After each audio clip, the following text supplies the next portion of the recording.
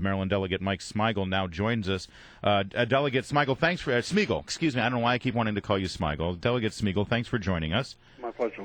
I'm annoyed that we have to have this conversation, but we do, because every time this happens now, people start talking about gun control and having more laws that infringe on the Second Amendment. Maryland, is you are very well familiar, has incredibly stringent laws. Everything here was done legally, except, of course, for the fact that this man committed murder. So now what?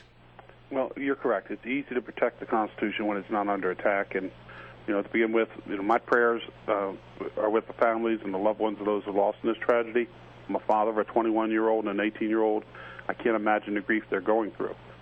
When Maryland passed SB 281, had absolutely nothing whatsoever to do with trying to stop a tragedy like this. We had three amendments I put in that would look at the mental health issues and try to address those, and they were very simple, and you would think that both progressives and conservatives could get together on three simple things. Put some money in to help do a campaign to remove the stigma associated with seeking mental health services, just like we have a commercial now that says buzz driving is drunk driving. Why can't you put something to take away that stigma to talk about everybody has mental health problems in their family, you should get help, and put some money into community services. Well, and in fact, that's what's going on right now in the Commonwealth of Virginia because of that tragic incident involving Creed Deeds and his son.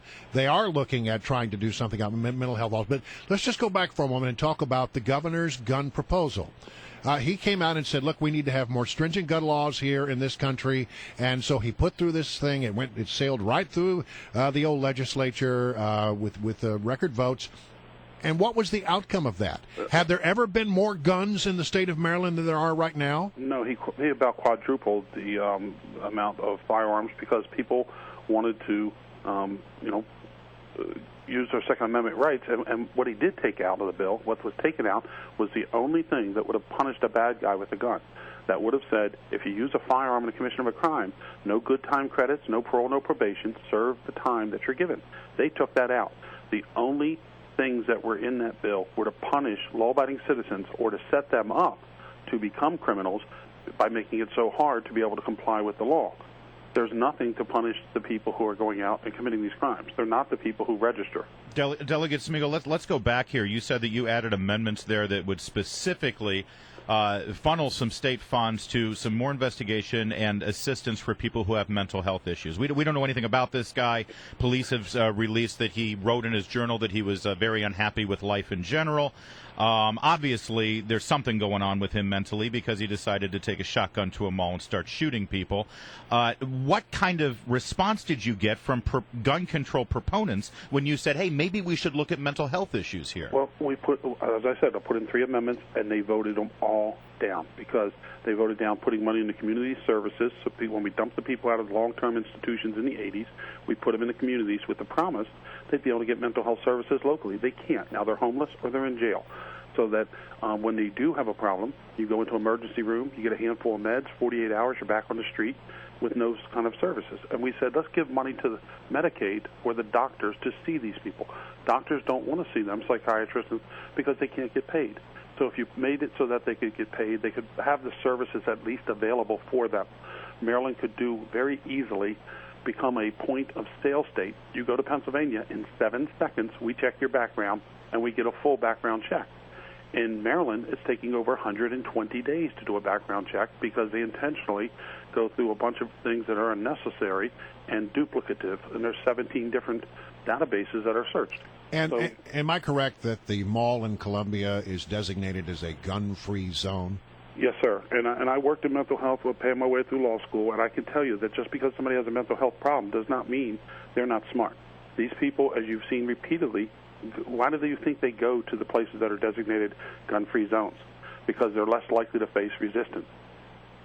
Yeah. So, Delegate Smigiel, what's next? Are you going to go back to the House of Delegates in Annapolis and try to get some of this pushed through? And by the way, are you expecting to have more attacks on the Second Amendment? There are more attacks on the Second Amendment. There were such ridiculous bills put in this session.